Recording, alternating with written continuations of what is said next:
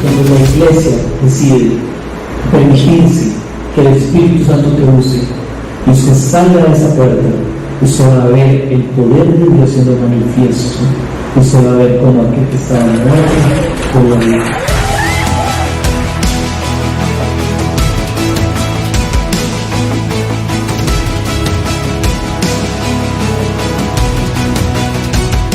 Entramos en una serie de prédicas nueva.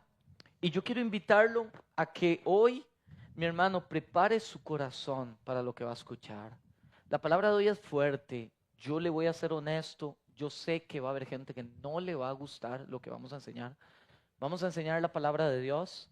Vamos a enseñar lo que creo yo que Dios le está hablando a esta iglesia. Pero espero que usted haya venido preparado, porque al final hay un mensaje de esperanza en medio de una palabra fuerte. Y la esperanza de Cristo y la esperanza de lo que Cristo quiere hacer en tu vida, muchas veces el buen alfarero necesita quebrar su obra para poder hacerla nueva. ¿Está conmigo, iglesia? ¿Sí? ¿Vino a la iglesia? ¿Sí? Ok. Entonces, el Señor a veces necesita quebrar cosas para poder construir. Y creo que hoy no va a ser la excepción. Quiero leerle esta pequeña escrito que lo compartimos en la transmisión en vivo para hoy los que están en internet. Dice lo siguiente: el ser cristiano no es una etiqueta que me coloco a conveniencia, más bien es un llamado a negarse a sí mismo como requisito para poder seguir genuinamente a Cristo. Esta serie que empezamos hoy se llama Comprometidos, pretende recordar y revolucionar nuestro compromiso con Dios, su obra y sus propósitos en mi vida. Amén. Entonces, ocupamos humildad. Ese es el componente principal. Si no hay humildad, no hay la forma de que seamos marcesibles, que seamos con la capacidad de tomar otra forma. Porque si somos rígidos, el alfarero no puede trabajar. Necesitamos humildad. Y hoy la vas a necesitar. Yo se los dije a las 9, espero que haya traído casco, hermanos. Y si no lo trajo, ahí los servidores le pueden dar uno. No, mentira. Pero espero que venga preparado para la palabra de hoy. Voy a empezar con esto. Vamos a empezar con una pequeña introducción, con una historia. Todos hemos visto, si usted tiene redes sociales, usted se ha dado cuenta del chisme mundial del momento. Y es este hombre que iba a pasar la foto, no la voy a pasar porque la verdad es que aquí no podemos exponer pecado no sé, el Señor no me lo permitió. En fin, de este hombre que es, usted va a saber quién es, que es el presidente de una compañía importante, que fue a un concierto y lo encontraron en la cámara del concierto dándole vuelta a su esposa con otra mujer. Y fue terrible, y la verdad yo no quiero leer mucho de eso porque siento que cuando uno lee mucho de eso entra en chisme, pero algo que sí leí fue la carta de él en respuesta a lo acontecido. Y yo, ¿qué no vi? Yo no vi arrepentimiento. Yo no vi una persona que reconoció su error. Es más, lo que yo vi fue una persona que le echaba la culpa a Coldplay. Es más, dice que va a demandar al grupo, que va a demandar que eso era un ambiente privado, que eso no debió haberle pasado a él. Y vi lo que hoy en día mucho cristiano vive. Que cuando nosotros nos enfrentamos a una situación difícil, empezamos a buscar a quién le apuntamos el dedo. Esto es culpa del pastor que no me atendió en el tiempo correcto. Esto es culpa de mi papá, esto es culpa de mi mamá que me dijo tal cosa. Esto es culpa de mi esposa, es culpa de mis hijos, es culpa del entorno. Pero lo que la Biblia nos enseña es que la culpa es mía, de mi error. Es mi pecado y el que paga el pecado soy yo. Es mi culpa, fue mi error. Fui yo el que expuse algo que no debía haber hecho. Fui yo el que fui inmoral y fui yo el que cometí adulterio. Mis hermanos, la comparación del adulterio que Dios hace con el pueblo de Israel, una y otra y otra y otra vez, es continua en toda la Biblia. Es continua principalmente en el Antiguo Testamento, pero Dios menciona, usted puede agarrar su Biblia digital y busque la palabra adulterio y usted va a encontrar una y otra y otra y otra y otra y otra cita. Y mi hermano, ¿por qué? Porque Dios habla de este tema, porque al Él ser un Dios fiel, Él demanda un compromiso de fidelidad. Y aunque el título de la serie es compromiso, yo no vengo a hablar de boda, aunque lo implica, porque la ilustración es muy clara para nosotros. El día que tú te casas, adquiriste un compromiso. Y el compromiso número 1 de tu relación es: voy a ser fiel contigo hasta el último día de mi vida. Ese fue el compromiso que uno adquiere el día. Es: yo me hago no disponible y tú te haces no disponible al resto del mundo. Tú vas a ser la única persona. Es un compromiso porque Dios fiel hizo un compromiso con nosotros y demanda a la vez compromiso de nosotros. Hermanos, y aquí es donde entramos con el tema del adulterio. Leamos brevemente cómo Dios ve el adulterio. Lo invito, aún no vaya a su Biblia, ya vamos a ir al texto base y nos vamos a quedar ahí, pero quiero yo leerle unas citas, si usted las quiere anotar, anótelas. Levítico 20:10. Si un hombre comete adulterio con la mujer de su prójimo, el adúltero y la adúltera indefectiblemente serán muertos. Texto número 2, Proverbios 6, 32 al 33. Mas el que comete adulterio es falto de entendimiento. Corrompe su alma el que tal hace. Heridas y vergüenza hallará. Y su afrenta, su culpa, nunca será borrada. ¿Usted está leyendo conmigo cómo Dios ve el adulterio, hermanos? ¿Amén? ¿Está conmigo, iglesia? Sí. Jeremías 23:10, porque la tierra está llena de adúlteros, a causa de la maldición de la tierra está desierta. Los pastizales del desierto se secaron, la carrera de ellos fue mala y su valentía no es recta. Un Dios fiel demanda un compromiso de fidelidad. Pero lamentablemente el pecado en el creyente es infidelidad a Dios. Dios habla de adulterio porque Dios nos pone en quizá la situación más dolorosa que pueda pasar un ser humano, que es haber sido traicionado su confianza. A un punto donde Dios da carta de divorcio por eso. Porque entiende lo difícil que es salir de esa situación. Porque entiende lo difícil que es reconstruir una relación una vez que hay infidelidad. El pecado del creyente es infidelidad delante de Dios. Cada vez que nosotros pecamos, uno de estos días venía un hermano y me contaba una historia que tuvo una infancia terrible. Se le acerca el papá y le dice: necesito que me perdones. Y él dice: yo no puedo perdonar esto. Y yo le digo: mi hermano, vamos a detenernos un momento. No entiendes lo que Dios hizo por ti. Y aquí es donde yo quiero que nos situemos, hermanos. Lo que nosotros hemos venido normalizando como un chisme, como empezar a ver redes sociales y ver fotos de otras mujeres yo estando casado, empezar a tener comportamientos inmorales delante de Dios, mentirillas blancas, omitir cosas, tratar de hablar mal de alguien, tener un doble sentido. Y hoy en día lo hemos normalizado. Nosotros estamos adulterando delante de un Dios santo, santo, santo. Santo, santo, santo. Lo peor que usted se puede imaginar que usted le pueden hacer en esta tierra es nada comparado con lo que esa mentirilla blanca hace de nosotros delante de un Dios santo, santo, santo. Entonces yo le decía a este hermano: hermano, usted no entiende lo que su adulterio le ha hecho a Dios.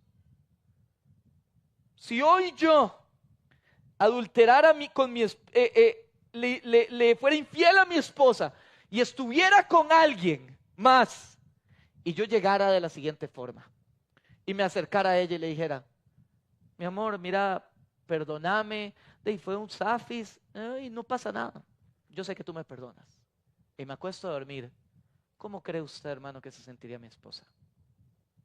Cuando yo traicioné todo el compromiso, toda la intimidad, toda la relación, todos los años de relación, todas mis palabras de decir te amo y eres única, lo traiciono.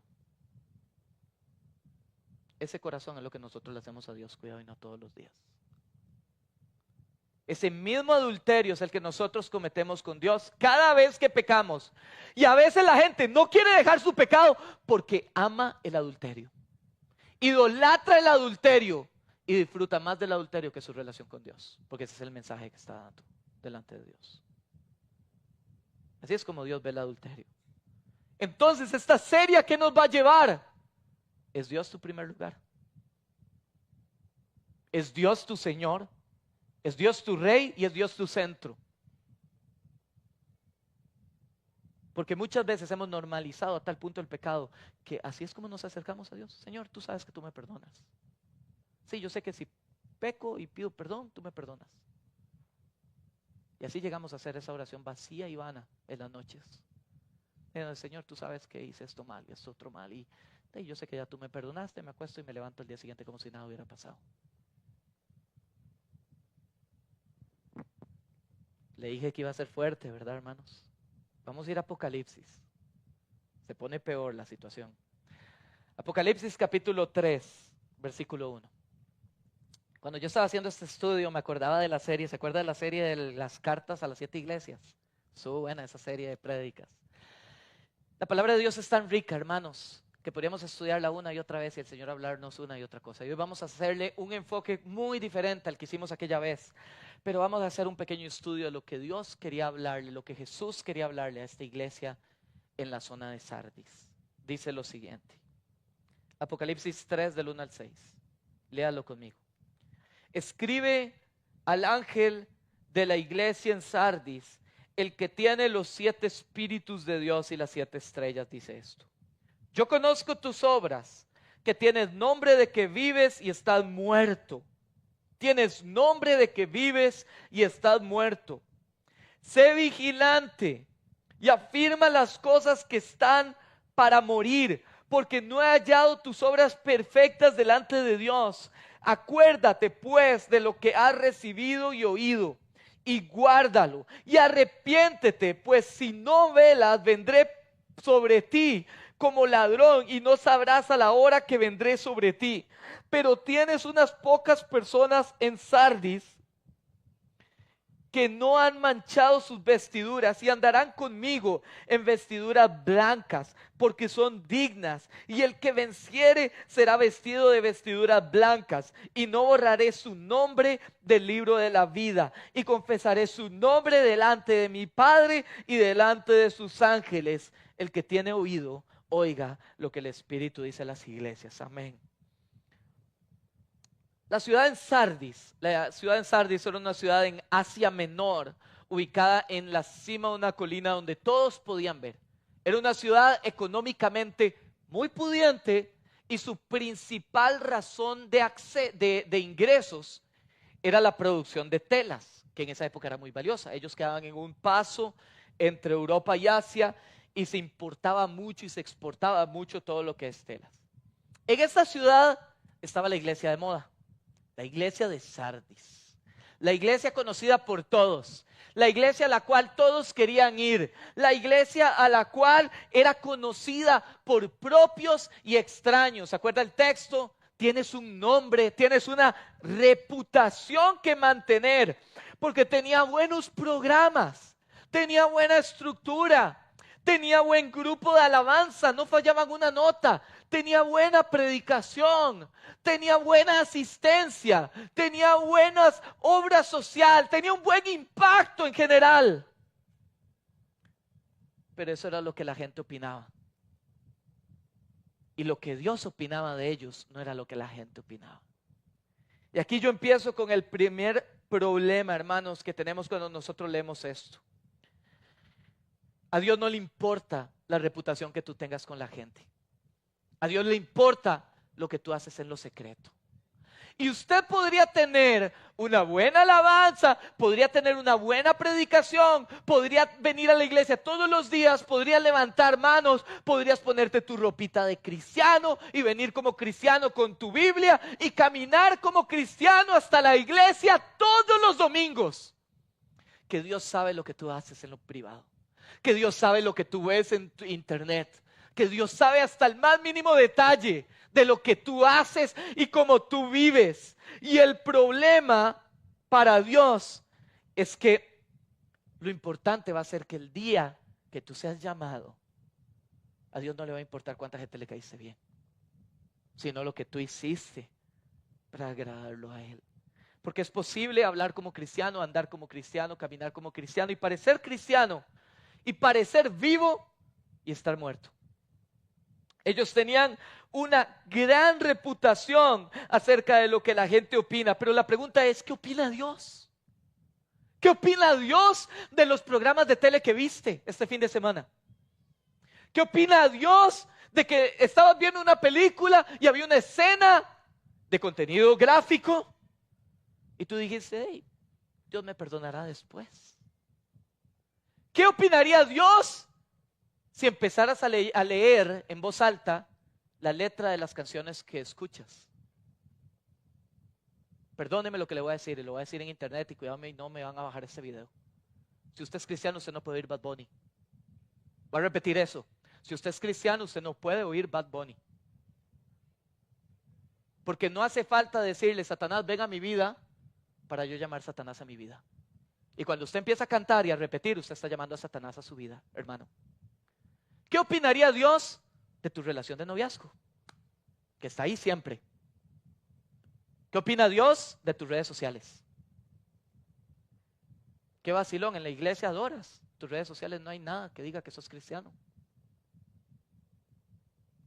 ¿Qué opina Dios de tus amigos? ¿Qué opina Dios de que toleras el comportamiento de tus amigos? ¿Qué opina Dios de las fotos que publicas cuando muy en el fondo de tu corazón tienes una doble intención? Porque delante de la gente, aplausos. Delante de Dios. Y el Señor dice, estás muerto. Y aquí hay un problema. Muerto no es dejar de respirar. Es más, muchas veces en los videos donde se ve la gente que va a las universidades y empieza a debatir, dice, hey, ¿cómo va a ser que tu Dios, que dices que está vivo, murió en la cruz? La pregunta no es si murió, la pregunta es, ¿cuál es el concepto que usted tiene de muerte? Porque muerte, en mi concepto, no es dejar de existir y dejar de respirar. Todos un día vamos a dejar de respirar, pero nuestro espíritu sigue viviendo. Y nuestro espíritu va a tener dos caminos. O vives una vida conectado a la fuente y vas a llegar a vivir, porque el Señor te va a respetar, el Señor te va a decir, ¿quieres vivir pegado a la fuente? Está bien, vas a vivir eternamente pegado a la fuente. ¿Quieres vivir separado de mí? Eternamente vas a estar separado de mí. Eso fue lo que tú quisiste, fue lo que tú escogiste, fue el tipo de vida que demostraste y el tipo de vida que viviste. Porque morir no es dejar de respirar. Esta iglesia no murió porque dejó de existir. Esta iglesia murió porque era una iglesia sin espíritu. Podía estar el programa, podía estar el culto, podía estar la alabanza, pero el que no llegó fue el Espíritu de Dios al culto. No llegó. Y hay mucho cristiano que el Espíritu de Dios no ha llegado a su vida. Con una etiqueta, mucha iglesia donde el Espíritu de Dios no se aparece. Mucho lugar, porque podemos fingir un tiempo, podemos comportarnos un tiempo. Y el mismo texto lo aclara. El texto dice, versículo 1, dice, el que tiene los 7 espíritus de Dios y las 7 estrellas. ¿Sabe lo que quiere decir la palabra 7 o el número 7? Quiere decir completo, pleno y lleno. Si la iglesia no está completa, plena y llena, si tu vida no está completa, plena y llena del Espíritu de Dios, usted puede respirar pero no está vivo. Usted está separado de Dios. Y si el Espíritu está, el Espíritu te va a jalar a estar conectado con la vid. Porque hoy vivimos en una temporada, ya pasó la temporada donde el Dios Padre, Dios Trino obrando, Dios Padre dirige a su pueblo. Viene el Dios Hijo y trae redención y habitó entre nosotros y se revistió de carne y anduvo entre nosotros y caminó. Pero el día en que Él asciende al cielo, nos deja con el Espíritu de Dios. Y hoy el termómetro de nuestra vida espiritual está dirigida por la obra del Espíritu Santo en la vida del creyente. Si el Espíritu está en ti, vives. Si no, tarde o temprano, tu espíritu tiene marcado un norte y te vas a morir. Y el Espíritu, la obra del Espíritu, usted la va a ver, que el Espíritu agarra a una persona y la lleva a Cristo. Y Cristo es el camino al Padre. Y ve la Trinidad orando. Pero el Espíritu va a estarte ahí jalando y guerreando para que vayas a Cristo y puedas ascender al Padre. Pero no es en mis fuerzas, es en sus fuerzas. No puedo operar en mi opinión, es en su opinión. Y Jesús, el mensaje que le da es el siguiente. ¿Está conmigo, iglesia? Jesús, el mensaje que le da es el siguiente. Casi logras engañar a todos. Fuiste un billete falso muy verdadero. Te transaccionaron en muchos lugares. Pero al final yo soy el que dice quién es falso y quién es verdadero. Viniste a la iglesia, engañaste a todos que eras cristiano, predicaste en el culto, serviste al Señor, le dijiste a tu esposa que eras cristiano, pero yo soy el que no doy realmente cuenta quién es usted. Y Jesús solo trabaja con lo real. ¿Se acuerda que hablamos con lo completo? Número 7. Con lo que está completo. Y el versículo 2 sigue diciendo, sé vigilante. Y en otras palabras, lo que le está diciendo el Señor es, levántate. ¿Qué esperas? Estás dormido espiritualmente. Entraste en un letargo. Levántate, ya es hora. Empieza a afirmar, empieza a cambiar tu caminar. Todo lo que está por morir. Estás conectado a una fuente de respiración y estás a punto de ser desconectado y ya no hay nada que hacer.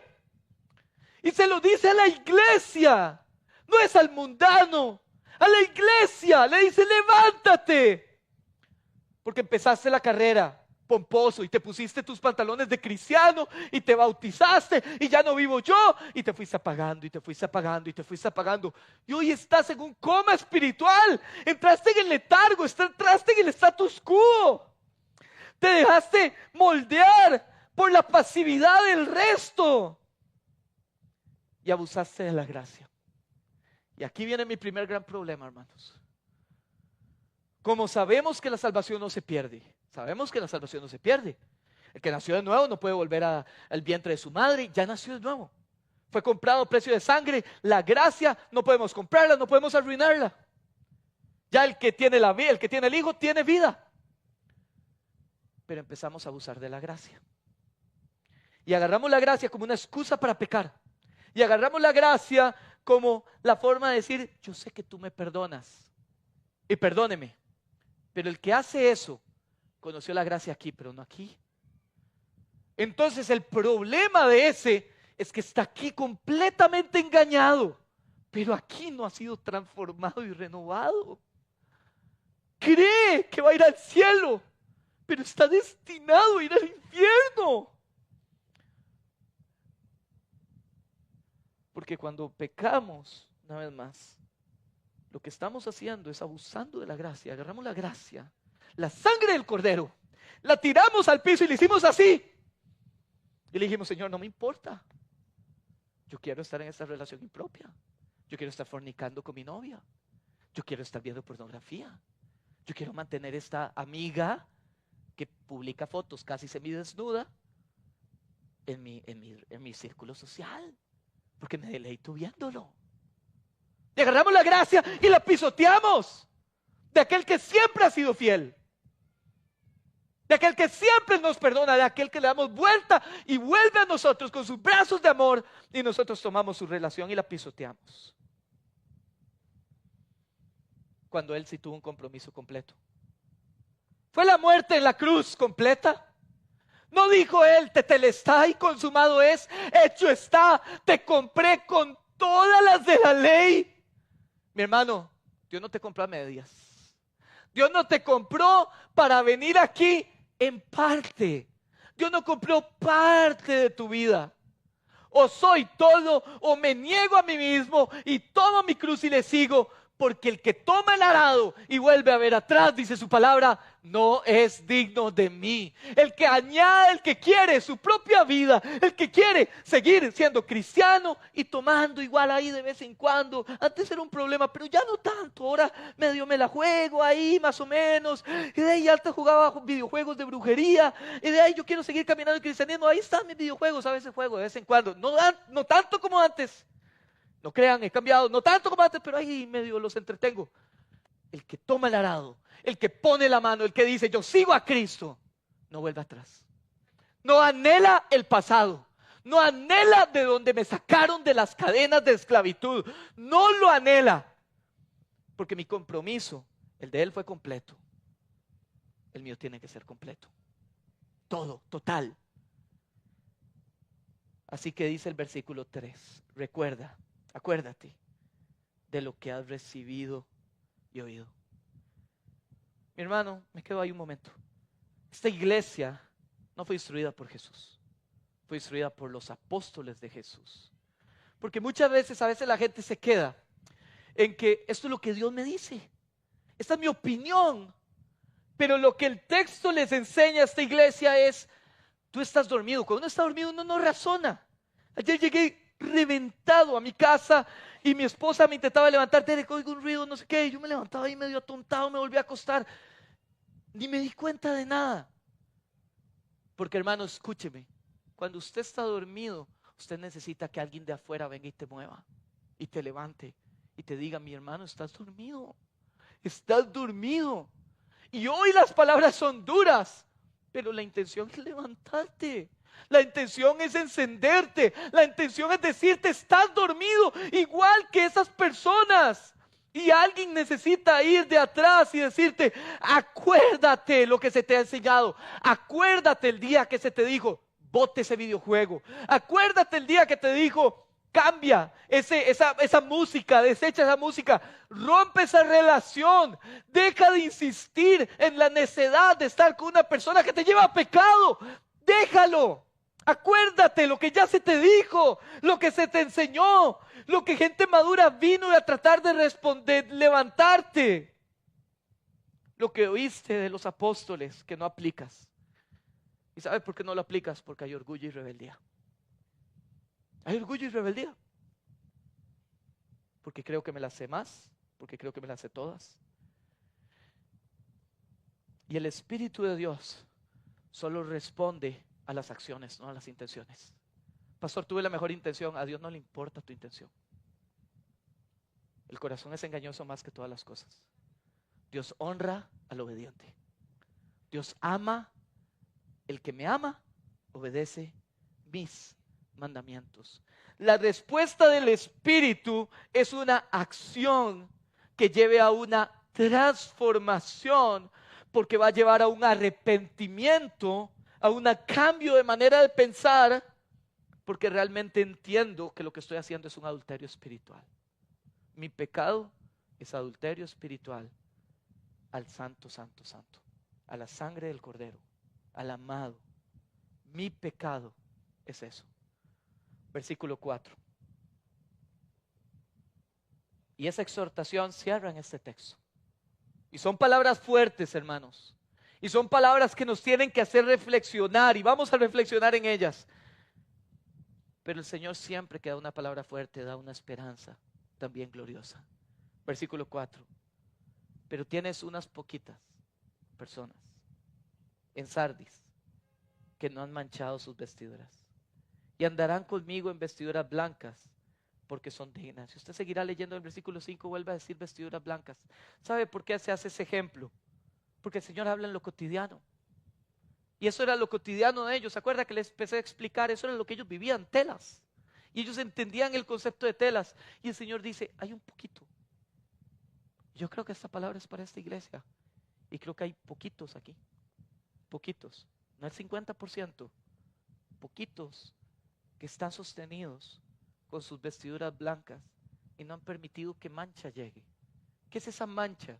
Esa mancha es el resultado de mezclarme con componentes ajenos que vienen a manchar mi vida espiritual. ¿Sabe? Cuando venimos a la iglesia y luego de la iglesia a veces vamos a comer con mi familia, yo tengo 2 hijos chiquititos. Yo sé que mínimo uno se va a manchar la camisa. El otro día fuimos a Spoon y mi esposa, un fresco de mora, y yo, André, no pida fresco de mora. Y yo veo a Teo jugando con la pajilla y moviendo la pajilla para todos lados. Y yo dije, en cualquier momento se va a manchar la camisa blanca. Y lo peor es que cuando uno pide fresco de mora siempre anda camisa blanca, ¿verdad? Entonces, mis hermanos,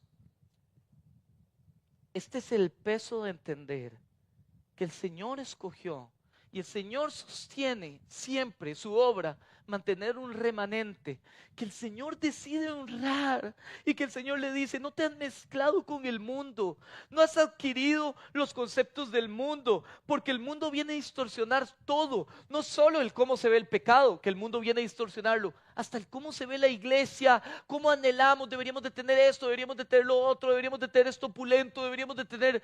Mi hermano, podemos tener toda la tecnología y Dios ha sido fiel con esta casa y vamos a intentar de tener lo mejor mientras no entremos en opulencia, y yo creo eso, lo mejor mientras no entremos en una condición de no dar, y se vale intentar de tener una vida excelencia para Dios. Pero mi hermano, podemos tener toda la excelencia que si no tenemos al Espíritu de Dios, no tenemos nada. Perdemos el tiempo. La iglesia se transformó en una actividad. Se transformó en algo más que hago los domingos, como ir al estadio, como ir al fútbol, como ir a ver tele, como ir a cenar juntos. Y no en una transformación de vida. Y el Señor viene y les dice, dejen su compromiso con el mundo. Dejen de ver tanto internet. Los casados me van a entender. Si pasa una semana y siempre llega tu esposa cansada y en vez de querer compartir contigo o yo con mi esposa, póngalo en cualquiera de los dos, lo que hago es siempre acostarme a scrollear. Usted empieza a sentir esto. El celular tiene más valía que yo. ¿Hay alguno identificado conmigo? Con lo que le estoy diciendo. Y pasó a ser el celular una razón de infidelidad. Yo creo que la razón de nuestra infidelidad espiritual principal anda en nuestros bolsillos. A veces pasamos más tiempo tomándonos selfies y publicándolos. Hay gente que yo no entiendo ni cómo tiene el tiempo para sacar publicaciones todos los días que el tiempo para sacar con el Señor. Ojalá no lleguemos un día a la presencia de Dios y el Señor nos diga, muy bien, te hiciste un experto en Instagram. Muy bien, todo el tiempo que pudiste haber sacado conmigo, lo dedicaste a tontear en el celular.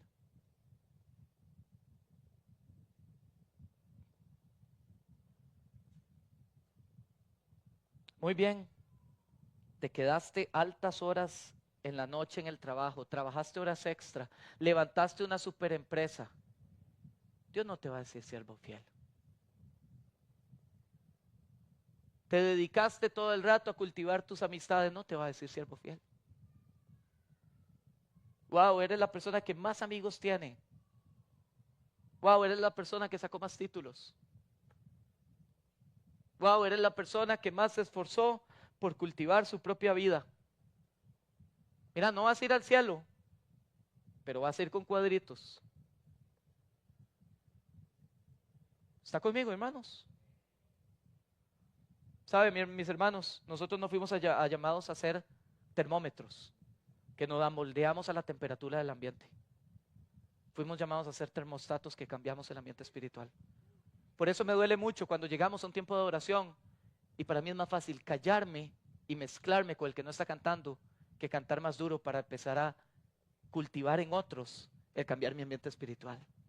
Es más fácil bajar mis brazos y empezar a sentirme avergonzado que levantarlos y motivar a otros que lo hagan. Es más fácil quedarme callado que empezar a gritar santo, porque quizá uno me criticará. ¿Sabe por qué a mí me gusta venir a danzar y venir a danzar al frente? Porque yo lo hago para mi Señor, no para usted. Y tal vez usted pensará que es ridículo, que bañazo, o lo hace enfrente de todo el mundo para que lo vean. Es que a mí, realmente, mi hermano, yo no hago las cosas para agradarlo a usted, sino para agradarlo a Él. Y yo creo que necesitamos más cristianos así. Hoy fue un ejemplo. Te viniste a moldear al status quo. Porque esta palabra no es para el mundo necesariamente. Es para las iglesias. Es para la iglesia. Es para lo que pasa aquí. Es más fácil estar sentado en una silla que levantarse a las 6 de la mañana para estar aquí a las 7:30 abriendo la iglesia. Es más fácil. Es más fácil agarrar mis cositas e irme rápido que quedarme hasta las 2 de la tarde sirviendo al Señor.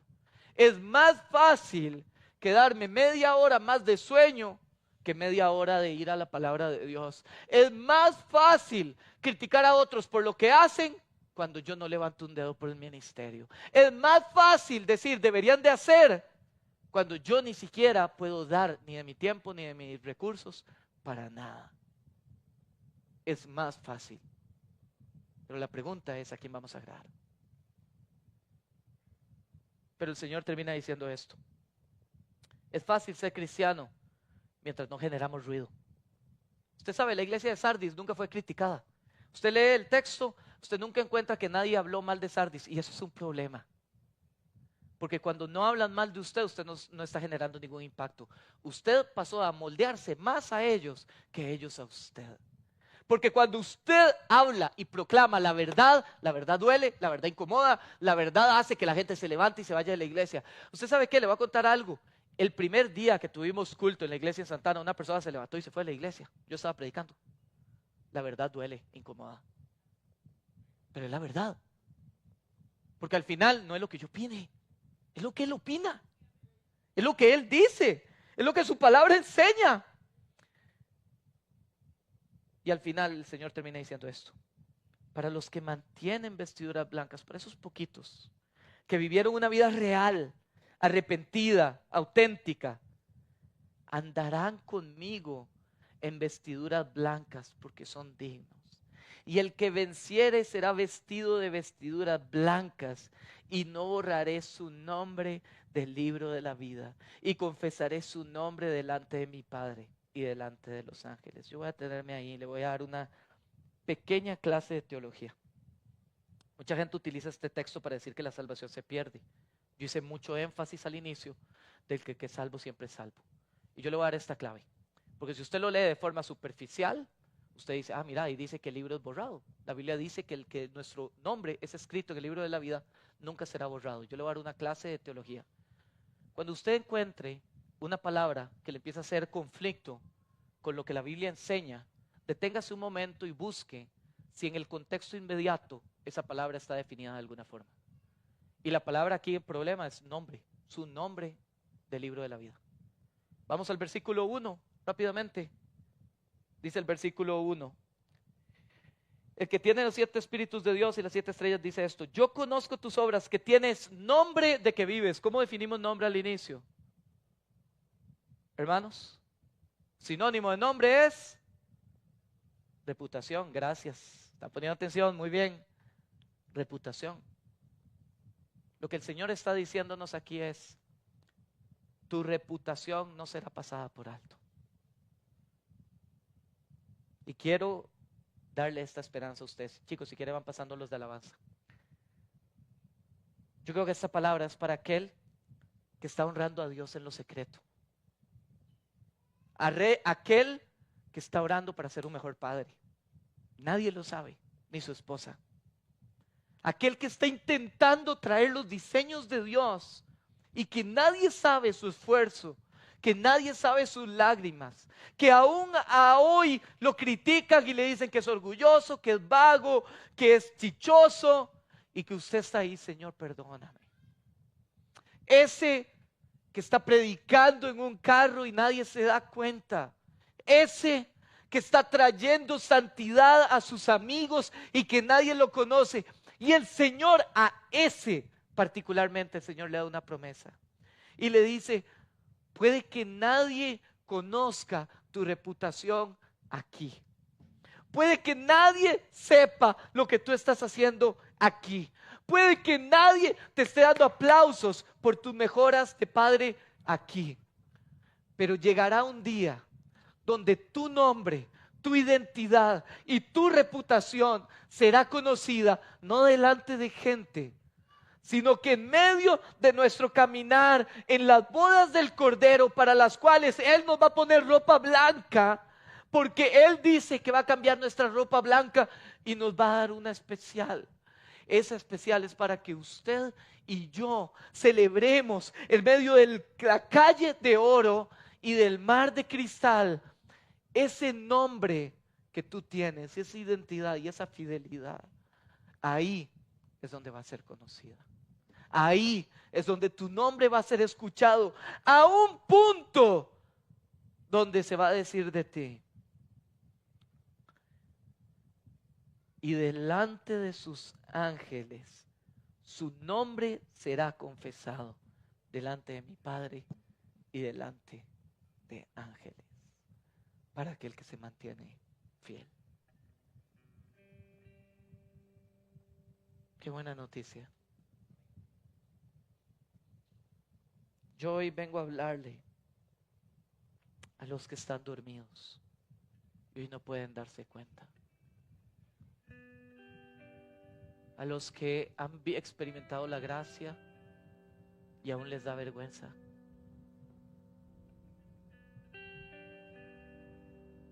a los que han sabido lo que es ser perdonado y todavía no se sienten ni siquiera amados, a los que el Señor ha roto las cadenas del pecado y hoy están como dormidos, como si eso nunca hubiese pasado, porque se ocupa humildad para poder comprender el tamaño y la dimensión de nuestras ofensas delante del Señor. Se necesita humildad para darme cuenta que yo soy ese que ha ofendido. Hoy usé palabras fuertes y las voy a usar otra vez al final. Para ese que hoy es un cristiano de etiqueta, que ese que hoy es un cristiano y tolera la brujería, ese que es un cristiano y tolera la fornicación, ese que es un cristiano y tolera comportamientos que no debería tolerar, porque no entiende que tu actuar te vuelves en un abusador de la gracia delante de Dios y un adúltero espiritualmente delante de aquel que ha sido fiel contigo. Para ese que no entiende lo que el adulterio puede producir en su pareja. ¿Sabe qué produce el adulterio? Chris, me pone la imagen. Un corazón roto, produce humillación,